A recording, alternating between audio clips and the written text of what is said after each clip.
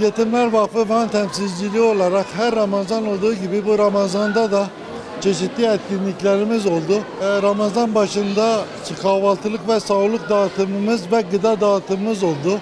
Bu Ramazan içerisinde yaklaşık 18 gün içerisinde bize iletilen nakdi yardımları da biz yetim ailelerimize ilettik. Ve bizim geleneksel hale dönüşen ve 3 yıldır üst üste yapmış olduğumuz iftar programımızı bu yılda yine gerçekleştirdik.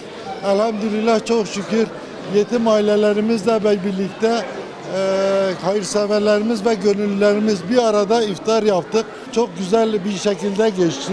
Yine Ramazan boyunca yardımlarımız devam edecektir. Ramazan'ın sonuna ve bayrama kadar yine yardımlarımız, çeşitli yardımlarımız devam edecektir. Özellikle Kadir Gecesi'nde de bize iletilen fitir sadakalarıyla zekatları nakdi olarak ailelerimize dağıtacağız. Bayram öncesi de hassiz hayırseverlerin yapacağı yardımlarla bayram sevinciyle yetim ailelerimizi inşallah sevindireceğiz. Bu hususta bize başta destek veren tüm gönüllülerimiz ve hayırseverlerimizden Allah razı olsun.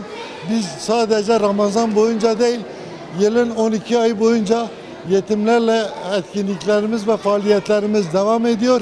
Siz hayırseverler sayesinde hepinize buradan şükranlarımı sunarım.